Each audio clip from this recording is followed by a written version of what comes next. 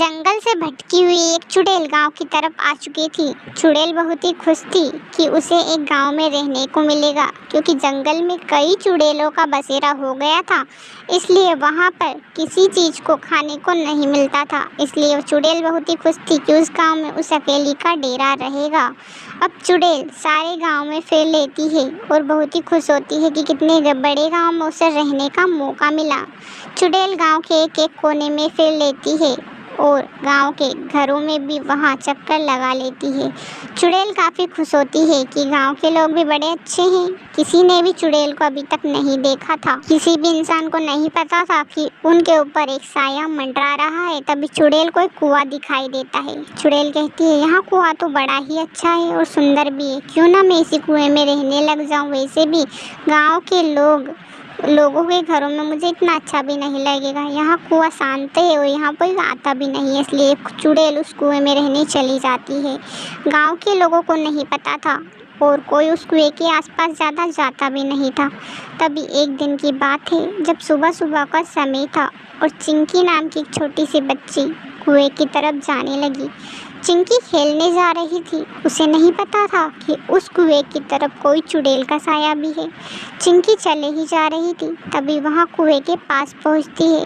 कुएं से उसे अजीबोगरीब आवाज़ आने लगती है, जिससे चिंकी हैरान हो जाती है और वहीं पर ठहर जाती है। चिंकी सोचती है कि पता नहीं इसमें क्या है जो इतनी आवाज़ कर रहा है। पहले तो यहाँ इतनी आवाज़ नहीं करता था। थोड़ी देर बाद रुकने के बाद चिंकी अपने आप गायब हो जाती है, यानी कि उसी कुएं के अंदर चली जाती है। चिंकी की माँ हर जगह ढूंढती है, तभी एक बुढ़िया के पास जाती है और कहती है कि आपने मेरी बेटी चिंकी को कोई देखा क्या? मैं कब से उसे ढूंढ रही हूँ, लेकिन पता नहीं कहाँ चली गई। 2 घंटे हो गए, खेलने गई थी, अभी तक नहीं आई। उसका खाना भी बना हुआ रखा है। मेरी बेटी पता नहीं कहाँ चली गई। तभी वहाँ बुढ़िया कहती है कि बेटा, मैंने तुम्हारी बेटी को उस कुएं की तरफ जाते हुए देखा। शायद वहाँ उस कुएं की तरफ गई थी और उस कुएं में मुझे लगता है कोई चुड़ैल है, क्योंकि मैं एहसास कर सकती हूँ। कई दिनों से मेरा एक्सपीरियंस है। अब उसे समझ आ जाता है और चिंकी की माँ कुएं के पास एक तांत्रिक को लेकर आती है। तांत्रिक समझ जाता है कि कुएं के पास कोई ना कोई चुड़ैल है। तांत्रिक अपने मंत्रों का जाप करने लगता है और थोड़ी ही देर बाद तांत्रिक के पास चुड़ैल आ जाती है। चुड़ैल को वहाँ ख़त्म करने लगता है और तांत्रिक नीचे बैठ जाता है। चुड़ैल धीरे धीरे छोटी होती जाती है, चिल्लाती है बचाओ बचाओ, लेकिन कोई उसे बचाने वाला नहीं था। अब चुड़ैल हमेशा के लिए ख़त्म हो चुकी थी।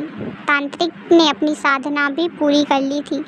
थोड़ी देर बाद और साधना करने के बाद तांत्रिक खड़ा हो जाता है और थोड़ी ही देर में चिंकी भी कुएं से बाहर आने लगती है और बाहर आ जाती है। यहाँ देखकर चिंकी का माँ काफ़ी खुश थी। वहाँ तांत्रिक को धन्यवाद देती है कि बाबा, आपकी वजह से मेरी बच्ची बच पाई है, वरना पता नहीं आज क्या होता।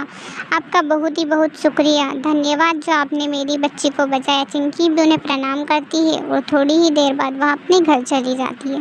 कहानी पसंद आए तो चैनल को सब्सक्राइब कीजिएगा। अभी तक तो कर ही लिया होगा, क्योंकि आप अच्छे इंसान